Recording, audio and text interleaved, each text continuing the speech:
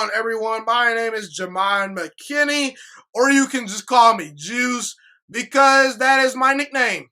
Today, I want to talk about the Cincinnati Reds, because I will not be shocked if the Cincinnati Reds win the World Series in 2020. Now, you might be thinking to yourself, why are you saying that? You're crazy. The Reds have not made the playoffs since 2013. And you're right, the Reds have not made the playoffs since 2013. But keep in mind, this is a team that has been in a very competitive division. This division has been top-notch. It's very hard to make the playoffs consistently each year in the NL Central. The Cardinals, they're the San Antonio Spurs of the MLB.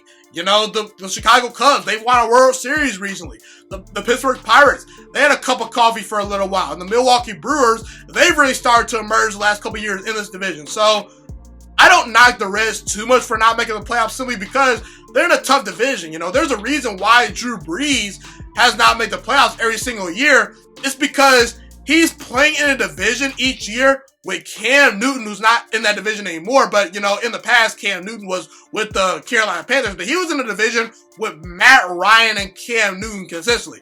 Two former MVPs.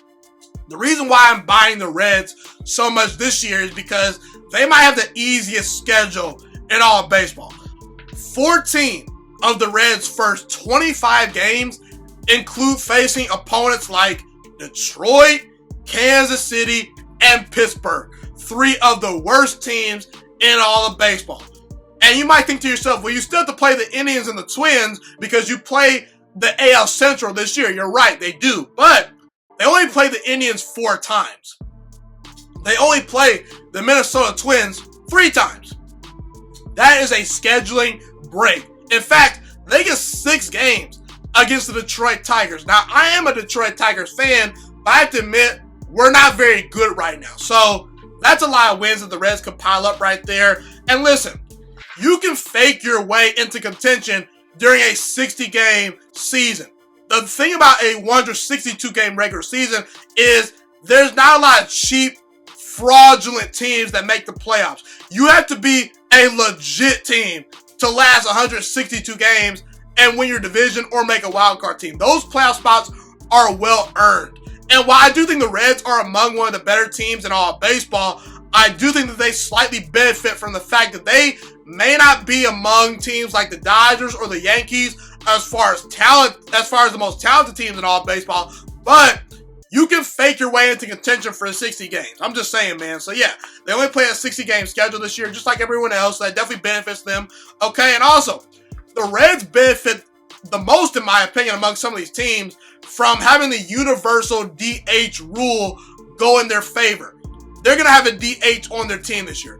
And why is that so important? Because they added Nick Castellanos in the offseason. Nick Castellanos is one of the best young hitters in all of baseball, but he's a terrible defensive player. Well, guess what? Now Nick Castellanos is just going to be focusing on hitting and smashing baseballs over the seats.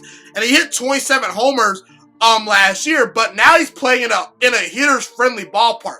And he's only 28 years old, so he has yet to really break out as a player. He might have his breakout season this year. So that's a plus for the Reds. Mike Moustakas is a very good addition to the team. He hit 35 homers last year. Joey Votto has won an MVP in the past. He is sort of declining a little bit, but Joey Votto, you know, he's still well above average first baseman, I would say. He's still very good. Suarez, who my Detroit Tigers let go a couple years ago, hit 49 home runs last year. That's a very good player right there that really no one talks about. He's underrated. So yeah, you got some legit, you know, firepower in that lineup right there.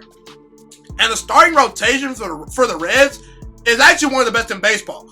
Luis Castillo, you know, he's primed for a big year, man. Sonny Gray, he's a viable option.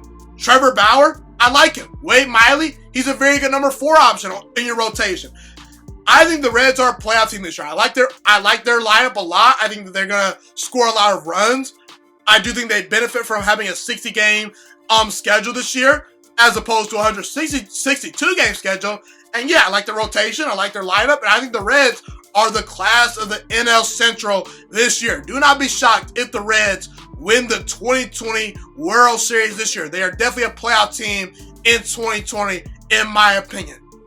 Thank you so much for watching this video today. Please also note that the Juiciest Sports Podcast is not just a YouTube channel. It is available on all podcasting platforms, including Spotify, Google Podcasts, iTunes, and Apple Podcasts. Also, if you enjoyed this video, be sure to like, comment, subscribe, and share this content with all your friends.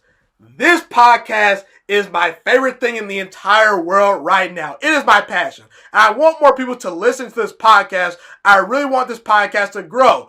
Also, a fun fact about me is that I want to go into the sports broadcasting and media world once I graduate from the University of Toledo, a college in Northern Ohio. I currently am a freshman there right now. I am looking to become one of the next great sports broadcasters and analysts out in the world.